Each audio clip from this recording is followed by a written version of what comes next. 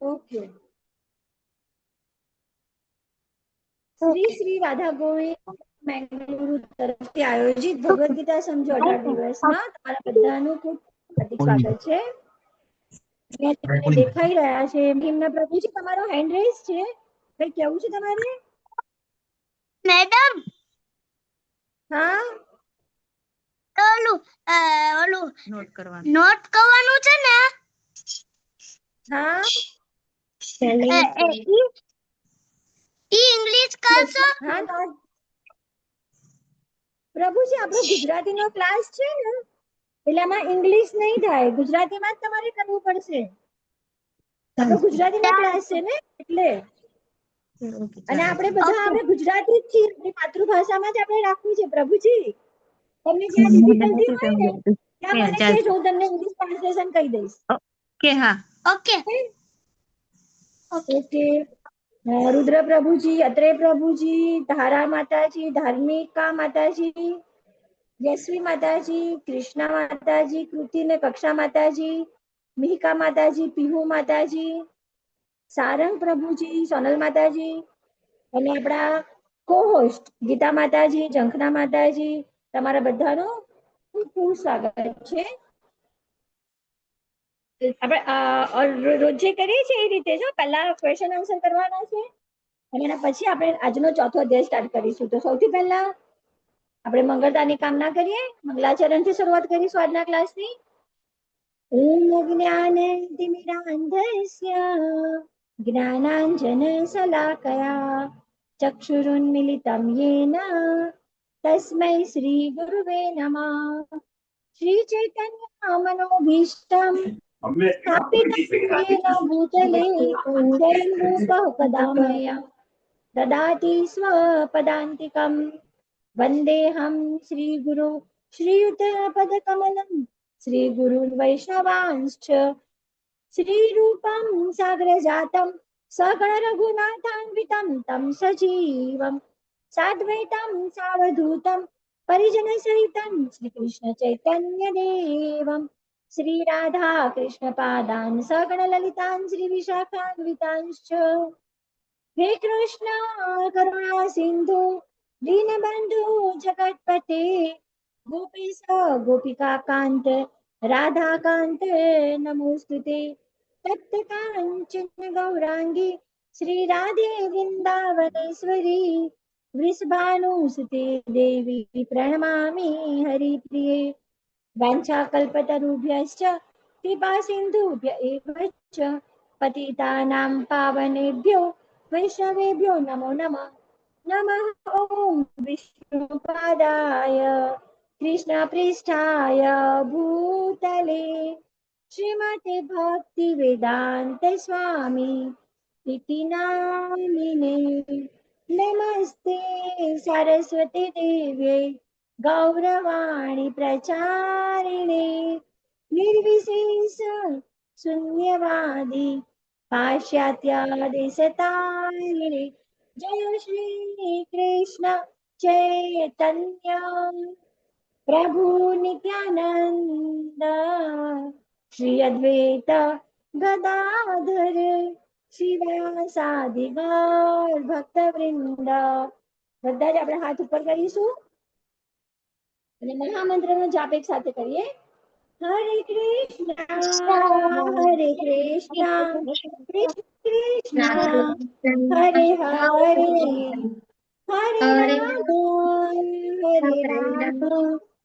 રામ રામ રામ હરે હરે. हरे कृष्ण. सर्वे प्रभु की हरे कृष्ण माताजी. हरे कृष्ण माताजी. हरे कृष्ण माताजी. हरे कृष्ण. चलो બધા રેડી છો તમારા નોટ પેન સાથે કાલનું રિવિઝન સ્ટાર્ટ કરવા? હરે Krishna. All are ready for revision?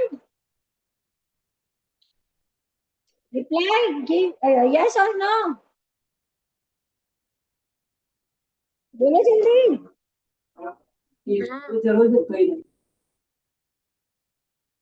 Question માટે રેડી છો?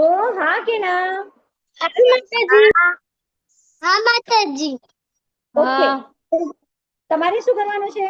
હું ક્વેશ્ચન પૂછું એટલે હેન્ડ રેઝ કરવાનો છે, અને જેના હેન્ડ રેઝ હશે એને હું નામ બોલું તો માઇક અનમ્યુટ કરી અને મને આન્સર આપવાનો છે. ઓકે, ચલો. My first question is Bhagavad ગીતાના ફર્સ્ટ, સેકન્ડ એન્ડ થર્ડ અધ્યાયના નામ બોલો. 1 થી 3 અધ્યાયના નામ આપો.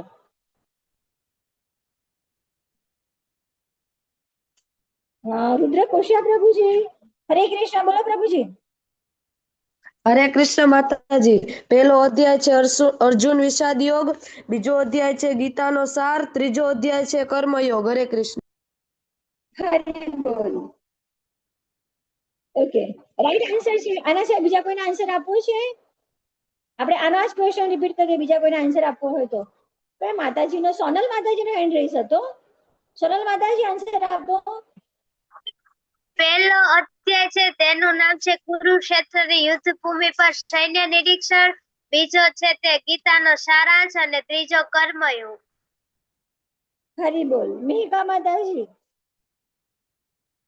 પહેલા અધ્યાયનું નામ છે કુરુક્ષેત્રની યુદ્ધ ભૂમિ પર સૈન્ય નિરીક્ષણ, બીજા અધ્યાયનું ગીતાનો સાર, ત્રીજો અધ્યાય કુરુક્ષેત્ર.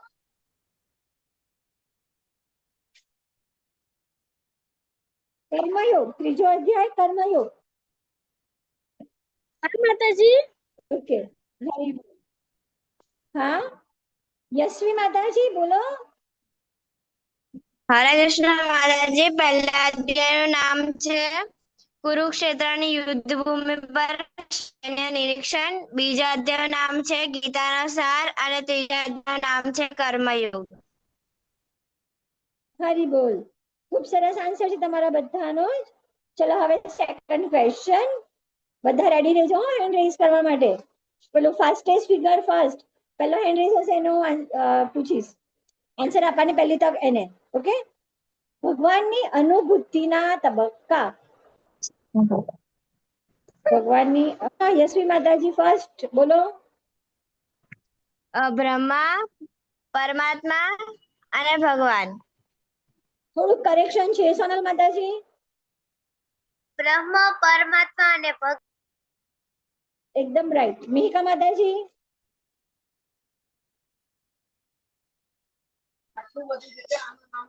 માતાજી મને ક્વેશ્ચન ના સમજાયો. આન્સર તો બોલું છે.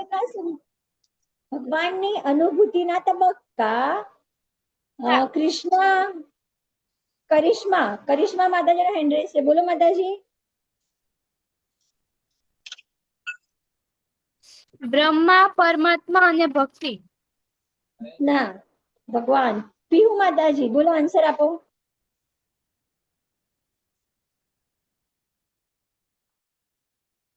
બ્રહ્મ, પરમાત્મા. બ્રહ્મ, પરમાત્મા.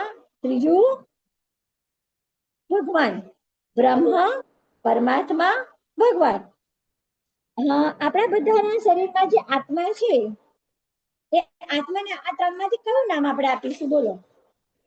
બ્રહ્મ, પરમાત્મા, ભગવાન. આમાંથી આપણો આત્મા છે એ કયું રૂપ છે? ત્રણમાંથી જ એક છે. બોલો.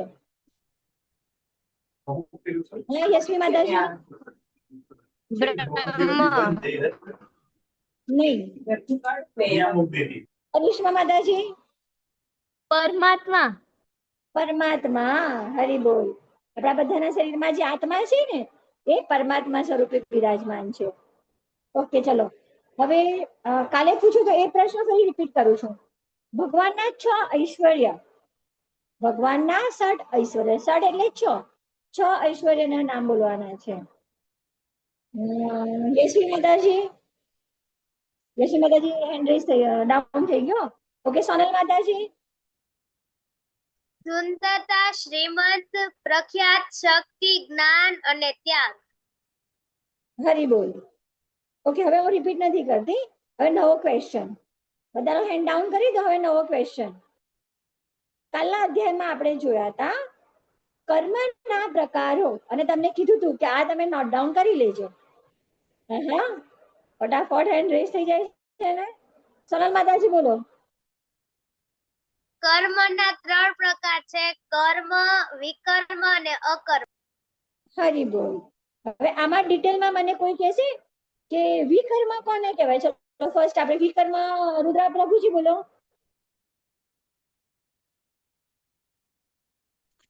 ભગવાનના કાયદા તોડવા. એટલે ભગવાને જે આપણને નિયમ આપ્યા છે એ નિયમ વિરુદ્ધનું કર્મ એટલે વિકર્મ. ફોર એક્ઝામ્પલ, ઉદાહરણ તરીકે કયા કર્મ આપણે વિકર્મ કહીશું? Hand down. બધાના હેન્ડ ડાઉન થઈ ગયા. મિહિકા માતાજી બોલો, કોને આપણે વિકર્મ કહેવાય?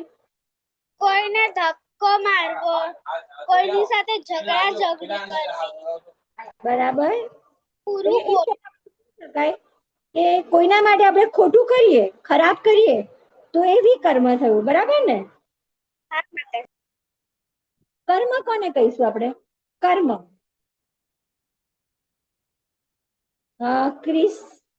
ક્રિસ્મા માતાજી, જય યોગેશ્વર બોલો માતાજી. જે રોજ કરીએ એને કર્મ કહેવાય. જે આપણે મીન્સ કે રોજે જે કામ કરીએ એને કર્મ કહેવાય.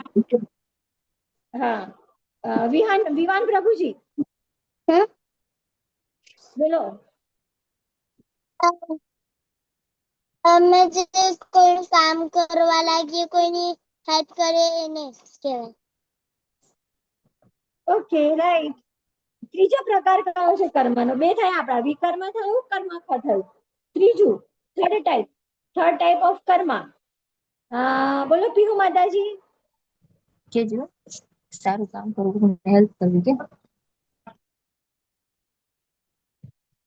પીહુ માતાજી બોલો. મહિમ્ય પ્રભુજી ફટાફટ માઇક અનમ્યુટ કરીને આન્સર આપો. કોઈની હેલ્પ કરવી. કોઈની હેલ્પ કરવી. આપણે ત્રીજો પ્રકાર પૂછી રહ્યા છીએ, અકર્મ. અકર્મ કોને કહેવાય? કયા હતા 3 પ્રકાર? સોનલ માતાજી આપો આન્સર. ભક્તિ ભાવયુક્ત કર્મો કે જે બંધનથી મુક્તિ આપે. ઓકે, એના સિવાય યશસ્વી માતાજી બોલો. જે આપણે કાર્ય ભગવાન માટે કરીએ છે એને અકર્મ હરિબોલ. કહેવાય. પરફેક્ટ. પીહુ માતાજી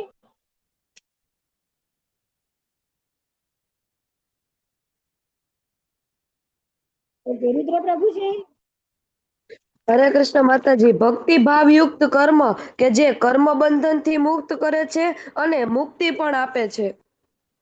હરિબોલ.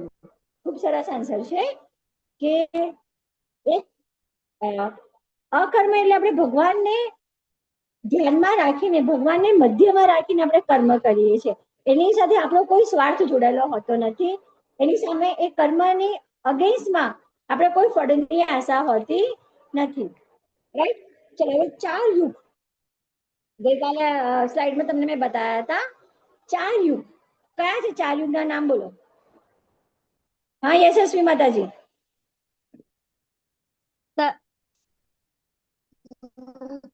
બોલો બોલો. અવાજ નથી આવતો માતાજી.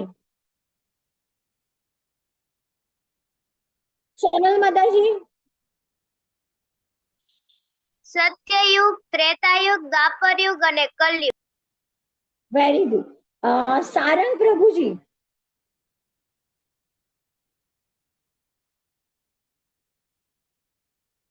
નામ બોલાવો તો તરત જ માઇક અનમ્યુટ કરવાનું રાખો. સતયુગ, દ્વાપરયુગ, ત્રેતાયુગ અને કલયુગ. હરી બોલ. ખૂબ સરસ. ચલો, 4 યુગ થઈ ગયા. રાઈટ. હવે એના મને યુગ ધર્મ કહો.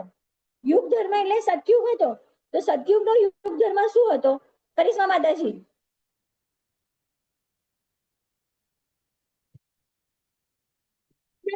મને ના, કરિશ્મા માતાજીને કીધું.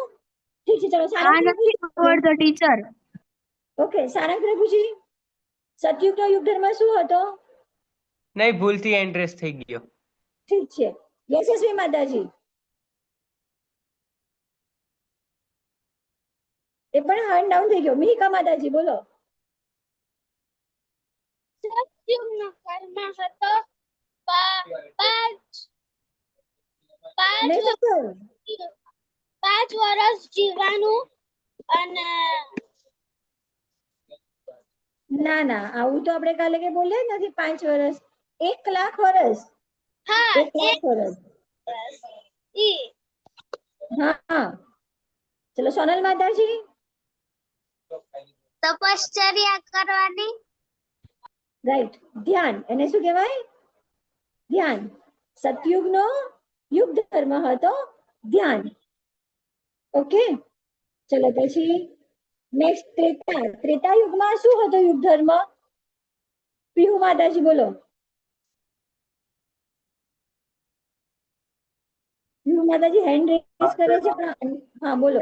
ઊંચી થઈ ગયું છે ઓલા વખત. શું થયું? ઊંચી થઈ ગયું છે ઓલા વખત. ભૂલથી થઈ ગયું છે. ઓકે, કોને આન્સર ખબર છે? મિહિકા માતાજી બોલો. માતાજી કયો યુગ? ત્રેતા. ત્રેતા. ત્રેતા યુગમાં બધા મળીને હવન કરે. હા, રાઈટ. સોનલ માતાજી, દ્વાપરમાં શું હતો યુગ ધર્મ? દ્વાપર યુગમાં બધા મંદિરે જતા. બરાબર છે, અને મંદિરે જઈને કીર્તન કરતા. અને કળિયુગનો યુગ ધર્મ શું છે? હા, એના માટે તો ઘણાના હેન્ડ રેઝ થયા છે. બોલો કરિશ્મા માતાજી. મહામંત્રનો જાપ કરવો. રાઈટ. અને મહામંત્ર કયો છે? હરે કૃષ્ણ કૃષ્ણ કૃષ્ણ હરે હરે, હરે રામ રામ રામ હરે હરે. ખૂબ સરસ. ચલો, આટલા સુધી તો તમારું ક્લિયર થઈ ગયું છે કે તમને ચારે 4 યુગના નામ આવડે છે અને યુગ પ્રમાણે યુગ ધર્મ શું છે પણ આવડે છે. હવે આજથી આપણે માળા શરૂ કરવાનું છે અને તમને બધાને જ કીધું હતું કે માળા તમારી લઈ રાખજો. તો જેવો આપણો અધ્યાય આજનો પૂરો થાય છે એટલે આપણે માળા કરવાની આજથી સ્ટાર્ટ કરીશું. ડેલી આપણે 1 માળા કરીશું. ચલો, તો આજનો અધ્યાય હવે શરૂ કરીએ. અધ્યાય 4 અને એનું નામ છે દિવ્ય જ્ઞાન. દિવ્ય જ્ઞાન એટલે જે સિમ્પલ છે એના કરતા કઈ વિશેષ જ્ઞાન. તો આની અંદર ભગવાન ભગવદ્ ગીતાનો ઇતિહાસ સમજાવી રહ્યા છે કે ક્યારથી ભગવદ્ ગીતા અસ્તિત્વમાં આવી. તો જો આનો ક્વેશ્ચન કરે તો ઘણા બધા આન્સર શું આપશે કે જ્યારે આ યુદ્ધ ભૂમિ પર કૃષ્ણ ભગવાને અર્જુનજીને કીધી ત્યારથી ભગવદ્ ગીતાનો જન્મ થયો. પણ એવું નથી, આ તો વિવસ્વાન હતા ત્યારથી ભગવદ્ ગીતા તો છે. તો જોઈએ આજે આપણે અધ્યાયમાં ભગવદ્ ગીતાનો ઇતિહાસ શું છે. તો ભગવાન વાચ ઇમં વિવસ્વતે યોગમ પ્રોક્તવાહનમવ્યયમ વિવસ્વાનમન્વન્યે પ્રાયઃ મનુરીક્ષવાક્વે બ્રવીત. એટલે શું કહે છે પૂર્ણ પુરુષોત્તમ ભગવાન કે આ જે યોગ છે ભગવદ્ ગીતા છે એને શું કીધું છે? યોગ છે, વિજ્ઞાન કીધું છે. અને આનો જે ઉપદેશ છે એ ક્યારે છે તો કે વિવસ્વાન સૂર્યદેવ જે હતા સૂર્યદેવે વિવસ્વાનને આપ્યો. વિવસ્વાન એ માનવોના પિતા અને માનવના પિતા કહેવાય મનુ. આપણે બધા મારા પપ્પાના માં મારા પપ્પાના માં પણ આપણા બધાના એક પિતા છે મનુ મહારાજ. કેમ કે સૃષ્ટિની ભગવાને જયારે પૃથ્વી બનાવી તો પૃથ્વી ઉપર જે જીવો ઉત્પત્તિ કરવાની હતી તો જીવોની ઉત્પત્તિ કરવાનું કામ મનુને સોંપવામાં આવ્યું.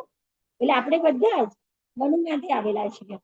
તો સૂર્યદેવે વિવસ્વાનને આપ્યો ઉપદેશ ભગવદ્ ગીતાનો, વિવસ્વાને મનુને આપ્યો અને મનુએ વળી આ ઉપદેશ કોને આપ્યો? ઇક્ષ્વાકુ.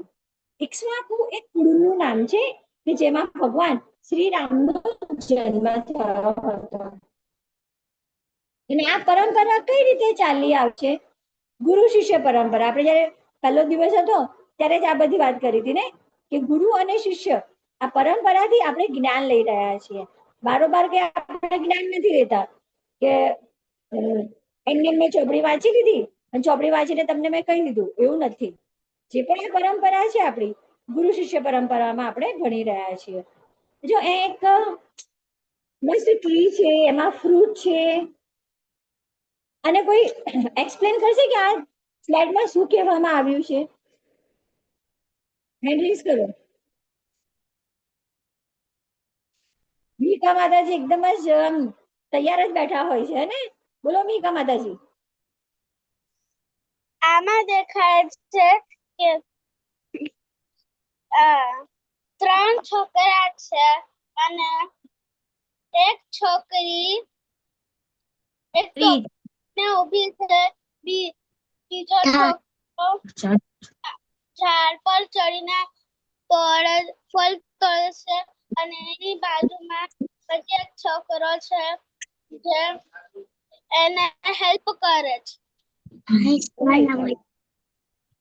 હવે આના પરથી શું આપણને જાણવા મળે એ કહું તમને. જો કોઈ ટ્રી છે, ટ્રીમાં મસ્ત ફ્રૂટ છે. અત્યારે તો આપણે કેરીની સિઝન આવી ગઈ ને, તો ઝાડ ઉપર લીલી લીલી કેરી કેવી સરસ દેખાય છે. તો તમે એને બે રીતે તોડી શકો છો. એક તો એને પથરા મારી મારીને, તમે નીચે છો ઝાડ ઉપર છે તો તમે શું કરશો? તોડવા પથ્થર મારશો કે પથ્થરથી વાગી જાય ને કેરી તૂટીને તમારી પાસે આવે. પણ જે ઇન્ટેલિજન્ટ હશે ને શું કરશે ખબર છે? હેલ્પ કરશે પોતાના ફ્રેન્ડની કે ચાલ તું ઝાડ પર ચડ, હું તને હેલ્પ કરું છું ચડવામાં. અને જે ફ્રેન્ડ ઝાડ પર ચડી જશે એ ઉપરથી ફ્રૂટ તોડશે અને નીચે જે ફ્રેન્ડ ઊભો હશે બાસ્કેટ લઈને એને બાસ્કેટમાં નાખી આપશે. એનાથી શું થશે કે ફ્રૂટ નીચે પડીને ગંદુ થશે નહીં અને આપણને સરસ ખાવા મળશે. રાઈટ? તો આના કનેક્ટિવિટીમાં આપણે શું જોવાનું છે કે ગુરુ શિષ્ય પરંપરાથી જે જ્ઞાન આપણે લઈએ છીએ એ જ્ઞાન કેવું છે? ઓથેન્ટિક છે. એ આપણને એકદમ સરસ જ્ઞાન મળે છે. એવું ને એવું જ્ઞાન મળે છે. સૌથી પહેલા ગુરુ કોણ હતા? ભગવાન શ્રી કૃષ્ણ હતા. જે લોર્ડ કૃષ્ણ, ભગવાન કૃષ્ણ એ સૌથી પહેલા આપણા ગુરુ હતા. એમને જ્ઞાન કોને આપ્યું? બ્રહ્માને. બ્રહ્માએ નારદને આપ્યું. નારદે એમના શિષ્ય વ્યાસદેવ વેદવ્યાસને આપ્યું. જે મહાભારત, જે પછી ભાગવતમ છે, આ બધી જે લખાણ કર્યું હતું એ વેદવ્યાસજીએ કર્યું હતું. કેમ કે એમના ગુરુ નારદજી એમને એના માટેનું જ્ઞાન આપતા હતા. અને આપણે એ પરંપરામાં છે, આપણે ગૌડી વૈષ્ણવ પરંપરામાં છે. અને આપણા ગુરુ છે એસી ભક્તિવેદાંત સ્વામી પ્રભુપાદ. એમના ગુરુ હતા ભક્તિવેદાંત સરસ્વતી મહારાજ.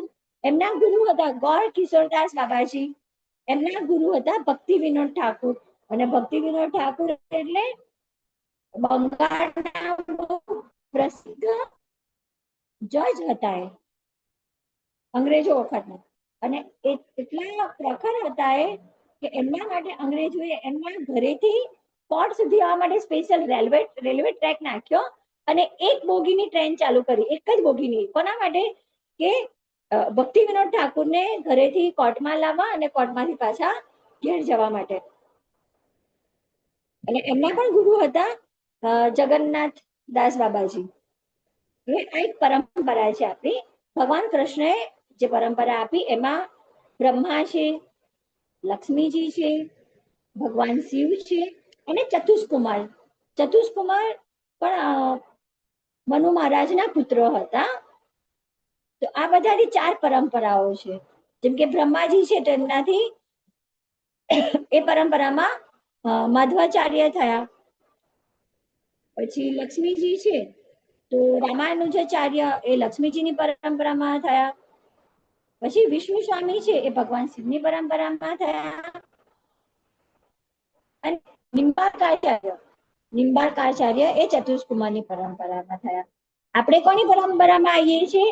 જે માધવાચાર્ય છે ને એમની પરંપરામાં. એટલે આપણે કહેવાઈએ છીએ ગૌડીય વૈષ્ણવ. બ્રહ્મ મધ્વ ગૌડીય વૈષ્ણવ. આ કેવી રીતે થયું? એટલે અર્જુન છે ને, અર્જુન પ્રશ્ન કરે છે કે તમે તો મારી સાથે જન્મેલા છો, આપણે તો સાથે મોટા થયા છે, બંને મામા ફોઈના દીકરા હતા ને, તમે પણ નહીં વેકેશન પડે એટલે મામાના ઘરે જતા રહો છો ને, અને મામાના દીકરા હોય દીકરી હોય તમને મજા આવે એની સાથે રમવાની. એ રીતે કૃષ્ણ અને અર્જુન પણ મામા ફઈના હતા.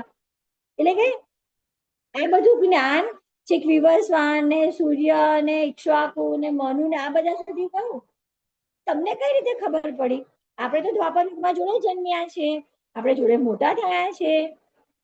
તો ભગવાન શું કહે છે ખબર? કે હું તો શાશ્વત છું. શાશ્વત કોને કહેવાય?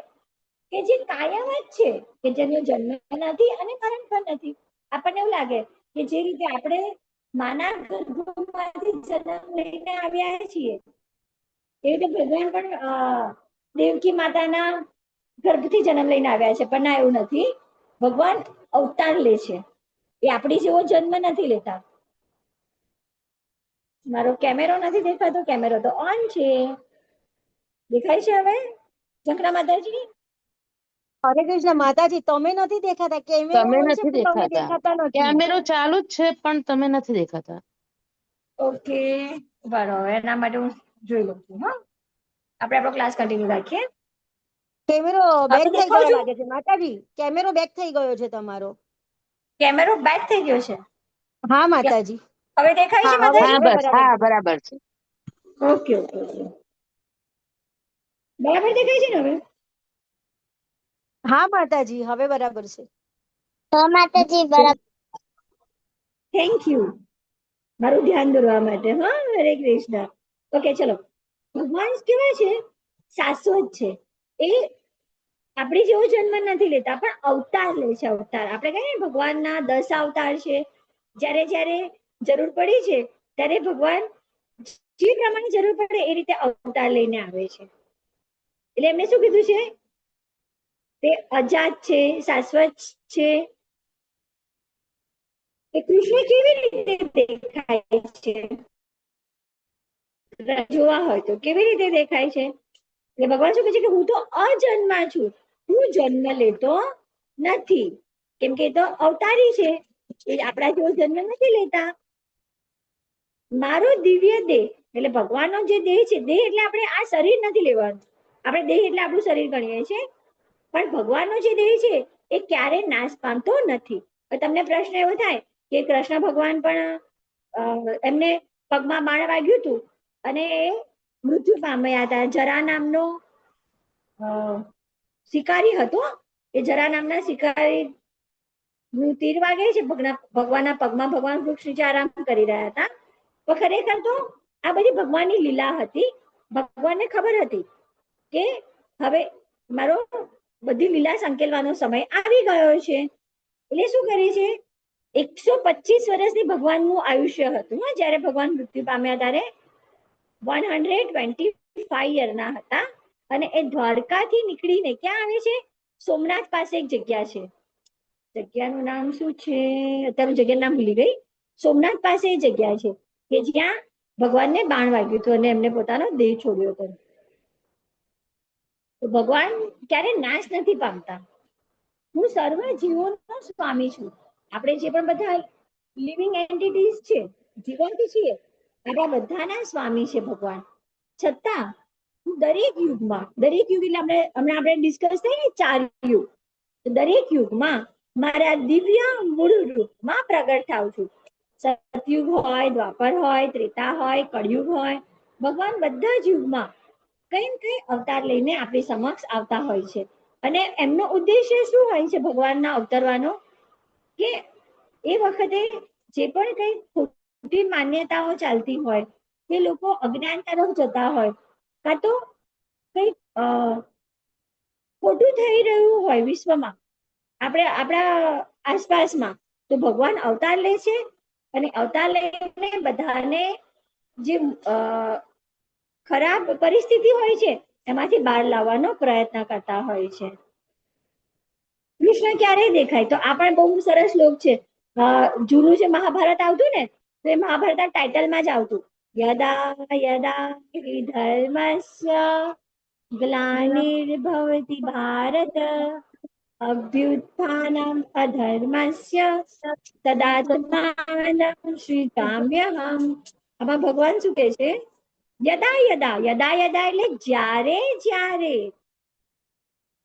ધર્મસ્ય ગ્લાનિર્ભવતિ ભારત, એટલે અહીંયા ભારત એટલે આપણો ભારત દેશ નહીં, પણ હે ભરતના વંશજ, ભરતના વંશજ અર્જુનને કહે છે હે ભરતના વંશજ, જ્યારે જ્યારે ધર્મની ગ્લાની, ગ્લાની એટલે હાસ થવું, ધર્મનું વિલોપન થવું, ત્યારે અભ્યુત્થાનમ, અભ્યુત્થાનમ એટલે બધાનો જે ખોટું છે એનો નાશ કરવા, અધર્મનો નાશ કરવા માટે હું પોતે સૃજામ્યહમ, હું પોતે અહીં અવતાર લઉં છું. જ્યારે જ્યારે અને જ્યાં ધર્મનું પતન થાય છે અને અધર્મનું ભારે વર્ચસ્વ જામે છે તે વખતે હું સ્વયં અવતાર લઉં છું. એના માટે કોઈએ ભગવાનને બોલાવવાની જરૂર નહીં હતી, ભગવાન એમના સમયે હાજર થઈ જ જાય છે. અને અત્યાર સુધી 9 અવતાર તો થઈ ગયા છે, 10મો કળિયુગનો કલ્કી અવતાર બાકી છે. ને એવું કહેવાય છે કે કળિયુગ હજી તો આપણે બહુ સારો છે, 5000 વર્ષ જ વીત્યા છે. હજી કળિયુગનો સમય છે 4,32,000 વર્ષ. જેવું આપણું આયુષ્ય છે ને 100 વર્ષ, એવું કળિયુગનું આયુષ્ય છે 4,32,000 વર્ષ. તો એના હજી 5000 વર્ષ જ વીત્યા છે. તો કળિયુગ તો એટલો બધો ખરાબ આવશે કે માતા પોતાનું બાળક ખાઈ જશે, બાળક માતા ખાઈ જશે, ખાવાના ફાંફા હશે. પૃથ્વી જે છે આપણી ધરતીમાં છે એ ધરતીમાં અન્ન ઉત્પન્ન કરવાનું બંધ કરી દેશે. અને વસ્તી તો વધારો આપણે અત્યારે જ જોઈ રહ્યા છે ને, 4 અબજથી પણ વધારે વસ્તી છે.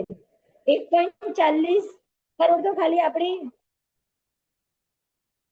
ઇન્ડિયાની જ વસ્તી છે. 40 કરોડ ને 1.40 અબજ, એટલે આખા વિશ્વની 4 અબજની વસ્તી છે.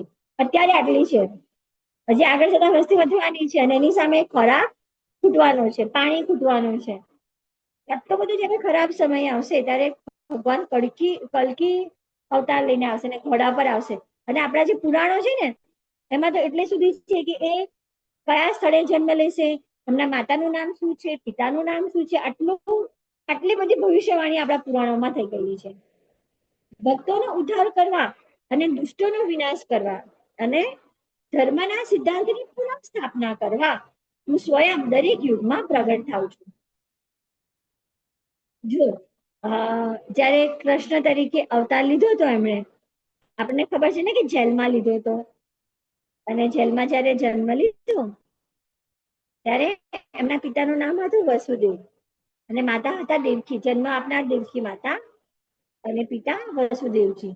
તો રાતોરાત ભગવાન કેવી લીલા કરે છે, ખબર હતી ને કે જો કંસને ખબર પડશે તો આ બાળકને પણ મારી દેશે. ભગવાનના આ 8મો જન્મ હતો, એટલે ભગવાન 8મા હતા બાળક. એની પહેલા એમની માતાને 7 બાળક થાય છે. જેવો કંસને ખબર પડે કે દેવકીને બાળક થયું છે તો કંસ આવે, બાળકને લે અને દિવાલમાં ફેંકીને મારી નાખતો હતો. કેમ કે ભવિષ્યવાણી થઈ હતી કે દેવકીનો જે પુત્ર છે એ તારો વધ કરશે. એના માટે કંસ એક પણ બાળકને લેવા દેવા માંગતો નથી. અને ભગવાનની લીલા જુઓ, જેઓ જેલની અંદર ભગવાન જન્મ ધારણ કરે છે તરત જ બધા જ જે સેનાપતિઓ હતા એ બધા જ ઊંઘી જાય છે, એમને નિંદ્રા, ચીર નિંદ્રા આપી દે છે ભગવાન. અને જે પણ જેલ બંધ હતું એ બધું ખુલી જાય છે. રાતોરાત વસુદેવજી એમને લઈને પોતાના મિત્ર નંદ બાબાને ત્યાં એમને મૂકવા માટે જાય છે. યમુના નદીને પાર કરે છે. અને યમુના એટલી બધી ઉછાળા મારે છે એ વખતે, કેમ તો કે ભગવાન માથે એમના ટોપલા પર હતા વાસુદેવજીના, અને યમુના માતાને એમના યમુના મહારાણી કહેવાય છે કૃષ્ણના, એમને એમના પગને સ્પર્શ કરવો હતો. કૃષ્ણના પ્રગટ થવાના 3 કારણો છે. કયા? તો કે ભક્તનું રક્ષણ કરવા, રાક્ષસોનો નાશ કરવા અને ધર્મની સ્થાપના. નોટ ડાઉન કરી લેજો. ભગવાન 3 કારણથી જન્મે છે. પહેલું ભક્તો એટલે જેમની ભગવાન પર પૂરેપૂરી આસ્થા છે, એમનું રક્ષણ કરવા માટે, રાક્ષસોનો નાશ કરવા માટે અને ધર્મની સ્થાપના કરવા માટે. 3 કારણથી ભગવાન આવે છે. ભગવાનને જાણવાના શું ફાયદા છે?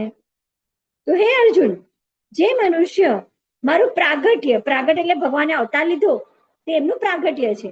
તથા કર્મોની દિવ્ય પ્રકૃતિને જાણે છે. ભગવાન પ્રગટ થાય છે તો કોઈને કોઈ કર્મ કરવા માટે પ્રગટ થાય છે.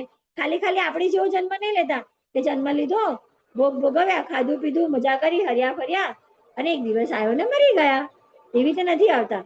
ભગવાન જે પ્રગટ થાય છે એની પાછળ એમનો એક ચોક્કસ હેતુ હોય છે અને એ હેતુને એ સિદ્ધ કરે છે. આ શરીરને ત્યજ્યા પછી, એટલે કે આ શરીરને ત્યજવું મીન્સ મૃત્યુ પામ્યા પછી આ ભૌતિક જગતમાં ફરી જન્મ લેતો નથી, પણ કે જે ભગવાનના પ્રાગટ્ય, કર્મ, ભગવાનની દિવ્ય લીલાઓ એના વિશે જાણે છે એ વ્યક્તિ મૃત્યુ પછી ફરી આ ભૌતિક જગતમાં આવતો નથી, પણ ક્યાં જાય છે? ભગવાનના સનાતન ધામમાં. ભગવાનનું સનાતન ધામ છે ગોલોક વૃંદાવન ધામ, કે જ્યાં ભગવાન યુવાન સ્વરૂપે રહેલા છે. અને તમે વિચાર કરો કે સુખ અને દુઃખ તો ખાલી આપણા પૃથ્વી ઉપર છે, આપણા બધા માટે સુખ અને દુઃખ છે, ભગવાન માટે તો નથી.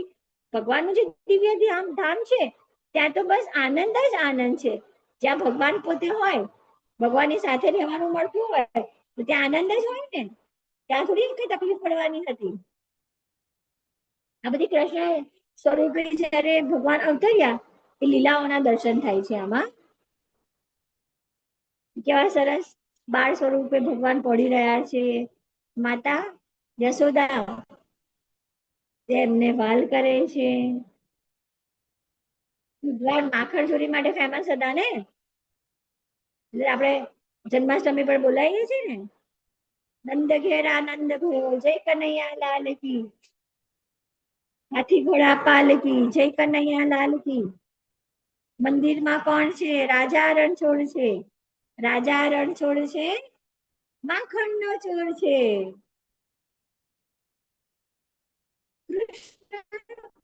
ભગવાન છે કેમ કે આપણે પહેલા જોયું કે 6 ઐશ્વર્યો એમનામાં છે, એટલે ભગવાન છે. ભગવાનનું સર્વોચ્ચ વ્યક્તિત્વ તે એક વ્યક્તિ છે. અને રંગ કેવો છે એમનો? શ્યામ. શ્યામ અને સુંદર. શ્યામ તો છે પણ કેવા દેખાય છે? સુંદર.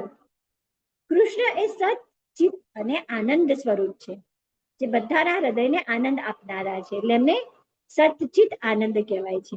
અહીંયા ડિફરન્સ, તફાવત તમારે ભણવામાં આવતો હોય ને, તફાવત ડિફરન્સીસ બતાવો, તો અહીંયા કૃષ્ણ ભગવાનમાં અને આપણે મનુષ્ય, આ બંનેની વચ્ચે શું ડિફરન્સીસ છે? તો ઘણો બધો ડિફરન્સ છે. કૃષ્ણ તો ભગવાન છે ને આપણે તો શું? આપણે તો કઈ જ નથી. ભગવાનનું જે સ્વરૂપ છે એ કાયમ માટે છે. અત્યારે જો 5000 વર્ષ પછી પણ આપણે ભગવાનને ભણી રહ્યા છે, એમને યાદ કરી રહ્યા છે, એમના સ્વરૂપનું આપણે દર્શન કરી રહ્યા છે. કલ્પના બનાવી છે ને કે કૃષ્ણ ભગવાન મોર મુકુટ ધારી છે, આવા સરસ દેખાય છે, એમના હાથમાં વાંસળી છે, ગળામાં પુષ્પોની માળા છે, આપણે એમનું સ્વરૂપ જોઈ રહ્યા છે. તો એ જે સ્વરૂપ છે એ ભગવાનનું કાયમી સ્વરૂપ છે. જ્યારે આપણું શરીર કેવું છે? આપણું સ્વરૂપ કામ ચલાવવું છે.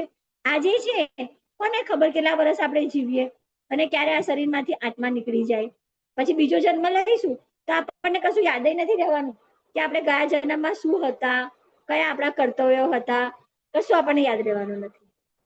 ભગવાનનું જે શરીર છે એ આધ્યાત્મિક છે અને આપણું શરીર 5 તત્વોનું, 5 મહાભૂતોનું બનેલું છે. ભગવાનના શરીર અને આત્મામાં કોઈ તફાવત નથી, કેમ કે એ પોતે જ ભગવાન છે ને, અને આપણે તો એના અંશ છે. આપણી અંદર પરમાત્મા, એમનો અંશ રહેલો છે, એટલે આપણું શરીર આત્મા બંને ભિન્ન છે. કૃષ્ણ માયાના નિયંત્રક છે. પેલું જોયું હતું ને આપણે કાલે, પેલું કઠપૂતળીનું, કે માયાદેવી ત્રણ છે, સતોગુણી, રજોગુણી, તમોગુણી, અને આપણે બધા એના કઠપૂતળી બનેલા છીએ. આપણને માયા જેમ નચાવે છે એમ આપણે નાચીએ છીએ, અને એ માયાને કંટ્રોલ કરનાર કોણ છે? ભગવાન કૃષ્ણ. એટલે ભગવાન કૃષ્ણ એ માયાને કંટ્રોલમાં રાખે છે, અને આપણે કહેવાય છે આપણે તો માયાના જ કંટ્રોલમાં છીએ. માયા જેમ નચાવે છે એમ આપણે નાચીએ છીએ. જે યથામાં પ્રપદ્યન્તે તામ સ્થૈવ ભજામ્યહમ મમ વર્તમાન નિવર્તન્તે મનુષ્યા પાર્થ સર્વશઃ.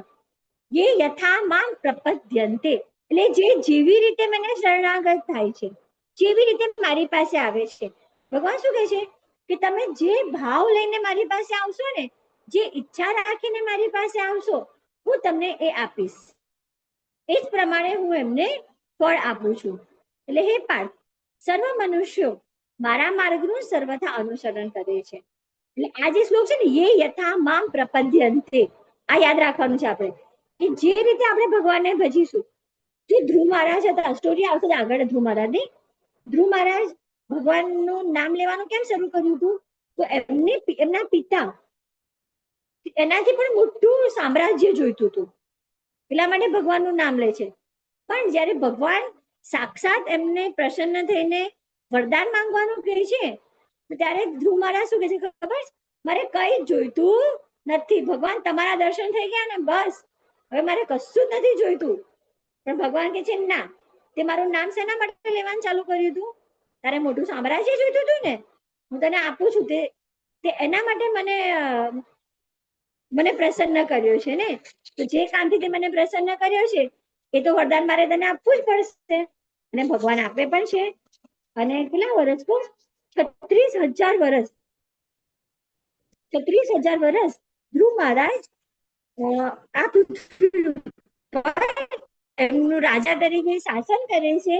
અને 36,000 વર્ષ પછી જ્યારે પોતાનો મનુષ્ય દેહ ત્યાગ કરે છે, ત્યારે એમના માટેનું આખું એક લોક, જો ભગવાનનું છે ને ગોલોક વૃંદાવન ધામ, એવું ઇન્દ્રનું લોક છે, ઇન્દ્રપુરી, સૂર્યનું લોક છે, એવી રીતે ધ્રુવ મહારાજનું લોક છે, ધ્રુવ લોક. તમે જો ઉત્તર દિશામાં આપણે જ્યારે સન રાઈઝ થાય છે ને, સનસેટ થાય છે, રાઈટ, સનસેટ થાય, સૂર્યાસ્ત થાય સાંજના સમયે, ત્યારે ઉત્તર દિશામાં એક તારો તમને દેખાશે. એ કાયમ ઉત્તર દિશામાં દેખાશે, બાકીના તારાઓનું દિશા ચેન્જ થશે, ચંદ્રની દિશા ચેન્જ થશે, પણ ધ્રુવ તારાની દિશા ચેન્જ થતી નથી. એટલે ભગવાન એમને આશીર્વાદ આપ્યા અને ધ્રુવ લોક એમનું પોતાનું વસાવ્યું એમણે.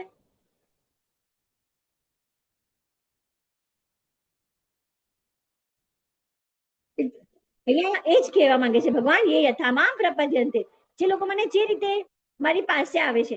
જો મા તરીકે આવો છો તો હું પુત્ર તરીકે એમને પ્રેમ આપું છું, મિત્ર તરીકે આવો છો તો મિત્રનો પ્રેમ આપું છું. અને કોઈ વ્યક્તિ ખોટા ઇન્ટેન્સ થી મારી પાસે આવે છે તો હું એનો વધ પણ કરી દઉં છું. જેમ કે શિશુપાલ ને ભગવાન પોતાના સુદર્શન ચક્રથી એનું ગળું કાપી નાખે છે. કેમ કે ભગવાને કીધું હતું કે હું 99 વખત એની ભૂલો માફ કરીશ, પણ 100 ભૂલ માફ કરીશ નહીં. તો દર વખતે શું કરતો? ભગવાનને ગમે તેમ બોલતો, ગાળો બોલતો, ગમે તેમ બોલતો, પણ 99 વખત બોલીને એ ચૂપ થઈ જતો. એને ખબર હતી કે હું 100 વાર બોલીશ તો જ બાકી મળશે નહીં. વખત બહુ જ ઉશ્કેરાઈ જાય છે અને ગણવામાં રહેતું નથી, અને એનો કોટા હોય છે પૂરો થઈ ગયો એટલે ભગવાન તરત જ સુદર્શન મહારાજને ધારણ કરે છે અને આજ્ઞા કરે છે કે આને મારી નાખો. તદ્વિધિ પ્રણિપાતેન પરિપ્રશ્નેન સેવયા ઉપદેશ્યન્તિ તે જ્ઞાનમ જ્ઞાનિનસ્તત્વદર્શિનઃ. સદગુરુને શરણે જઈને, સદગુરુ કોને કહેવાશે? કે જે ગુરુ શિષ્ય પરંપરામાં આવેલા છે તે. સદગુરુને શરણે જઈ સત્યને જાણવાનો પ્રયાસ કર. જો તમે કોઈ પણ જયારે જ્ઞાન લો છો તો તમને પ્રશ્નો થતા હોય છે. પ્રશ્ન થવાનો મતલબ શું છે? કે તમે જ્ઞાન મેળવી રહ્યા છો, તમને જિજ્ઞાસા થાય છે કે આ શું છે, તમે જાણવાનો પ્રયત્ન કરો છો એટલે તમને પ્રશ્ન થાય છે. અને પ્રશ્ન થવા જ જોઈએ. અને ગુરુ કેવા હોવા જોઈએ? કે જે પોતાના શિષ્યના પ્રશ્નનો ઉચિત અને સાચો આન્સર આપે, એની જિજ્ઞાસાને સંતોષે, એ જ સાચા ગુરુ છે. તો ભગવાન કહે છે કે સદગુરુને શરણે જા, સત્યને જાણવાનો પ્રયાસ કર અને વિનમ્ર થઈને, ગુરુને જ્યારે પણ પ્રશ્ન કરવાનો હોય ને તો વિનમ્ર થઈને પ્રશ્ન પૂછ, ગુરુની સેવા કર. અને એ મહાત્મા એટલે કોણ? ગુરુ.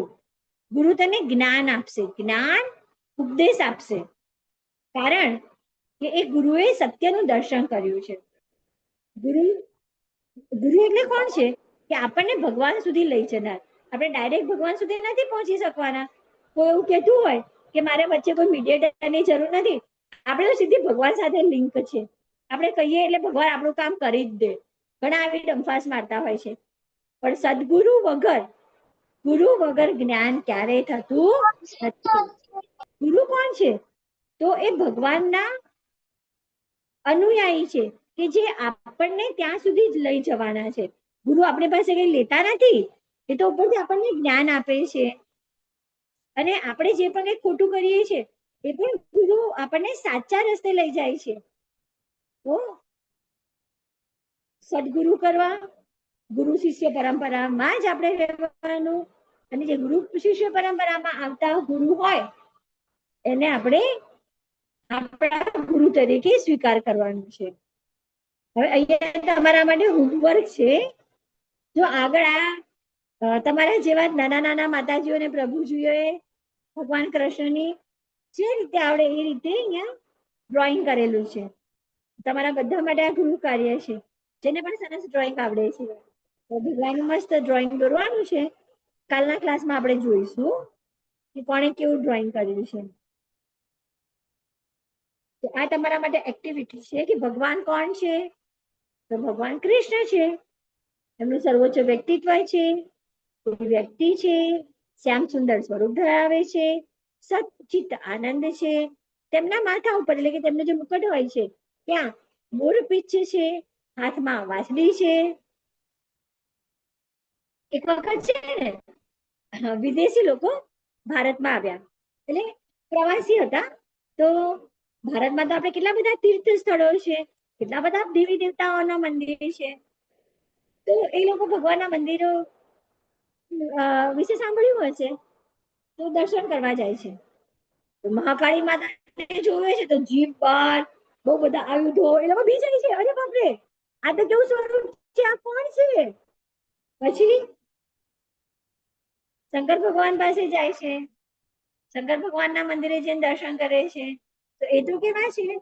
સંન્યાસ, શ્રેષ્ઠ સંન્યાસી છે કે વાઘનું જે ચામડું હોય એની પર બેસેલા હોય, અને કપડું પણ કયું પહેરે? આપણે જો કાપડ નહીં પહેરે, વાઘની છાલ લપેટેલી હોય.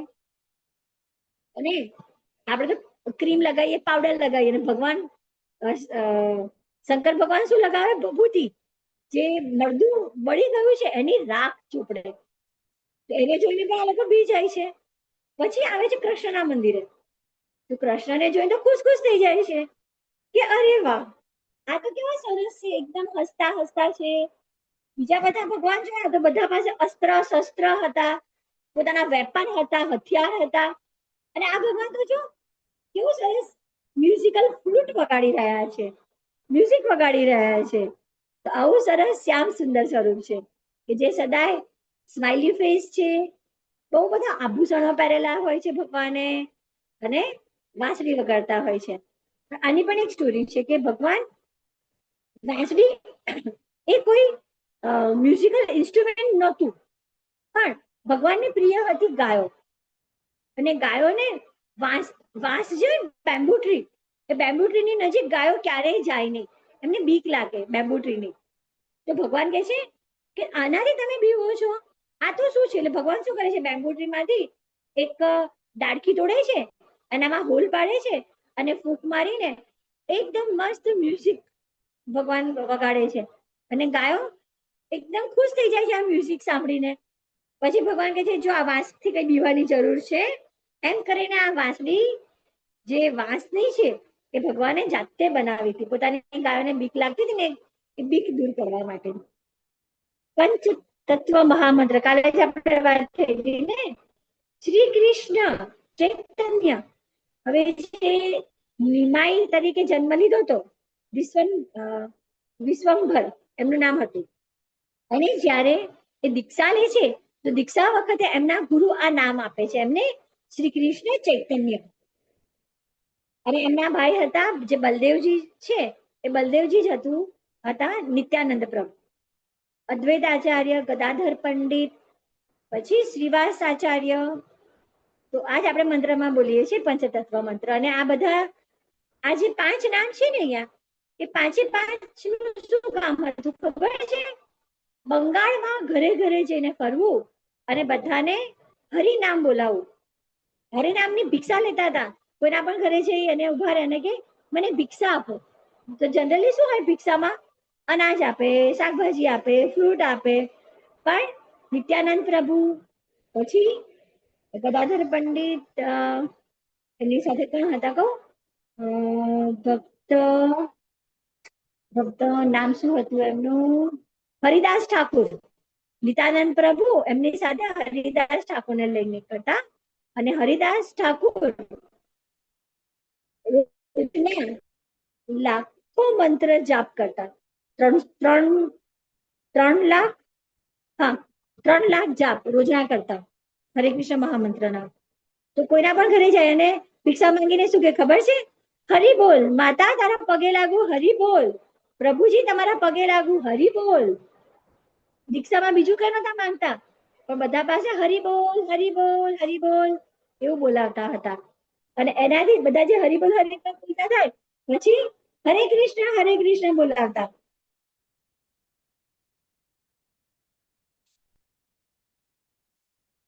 આ સાથે જ આપણો આજનો અધ્યાય અહીં સમાપ્ત થાય છે. અને આજથી આપણે બધાએ એક માળા કરવાની છે. આઈ હોપ કે બધા પાસે માળા રેડી હશે. ન હોય તો 2 મિનિટનો ટાઈમ આપું છું. આજુબાજુ